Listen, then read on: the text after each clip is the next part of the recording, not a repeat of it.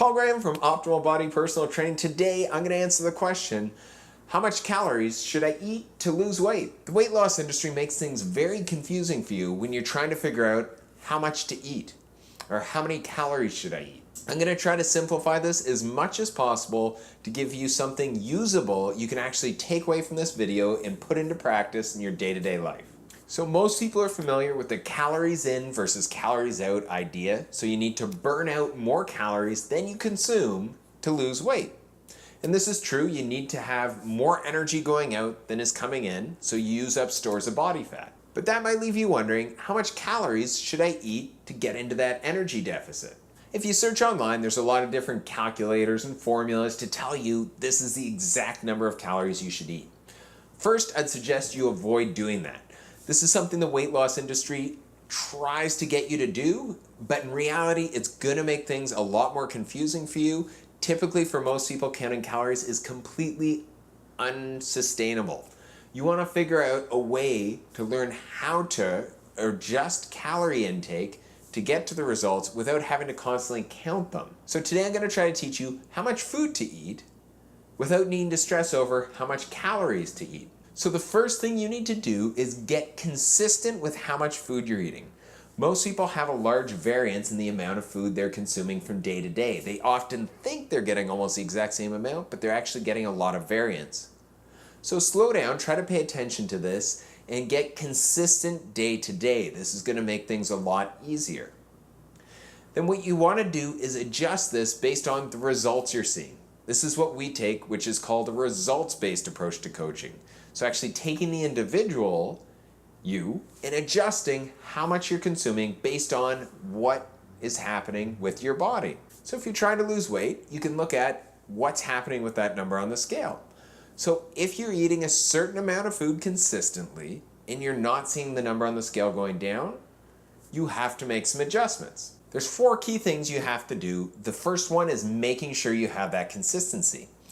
The second thing is look at your weekends. Commonly what we see, people are doing great and they have the right amount of food on weekdays to get into that energy deficit and get the results they want. But then in 1 or 2 meals, or maybe a few more, on the weekend, they push themselves out of that energy debt by consuming too much. So identify if you're consistent during the week and you're gonna be in that energy deficit, and then if you're getting too much food on the weekends. So start looking at how much food you're actually getting when you're indulging in all your favorite foods, or when you're having family dinners, or you're going out to restaurants, and any of these other scenarios where you're likely to get a lot of calories all at once. Number 3, if you feel you're consistent with how much food you're getting during the week and you feel like you're not going too overboard with your indulgences on the weekend or throughout the week, what you want to do is reduce how much food you're eating every single time you eat. Don't make a large adjustment with this. Just start by thinking about the whole plate of food you have for your meal or your snack. Reduce that by 10%. Just a small adjustment. Consistently do that every single time you eat. See what happens with the results. If anything, underestimate how much you need to reduce. You can always reduce more in the future. Slowly bring this down and you'll start to see you're going to begin losing weight. If you find this still isn't working, again, I would go back to looking at your weekends or when you're indulging. I want to make one last important point. Most people, when they're trying to lose weight, start reducing how much food they're eating too quickly. This sounds strange because logically, if you want to lose weight, start eating less. But what we find happens with a lot of people who are used to using the typical weight loss method of, I'm going to restrict everything, I have to take out all sugar, I have to take out all alcohol, I have to avoid carbs, I have to avoid fats, I have to avoid protein. Whatever the system is, it tends to get you going to too far of an extreme. What we do with our clients is usually adding food in first. So making sure you're actually getting enough nutrient-dense food. You're actually nourishing your body. The reason this is so important is when you start reducing how much food you're eating, your body is physiologically gonna start getting a lot more hungry.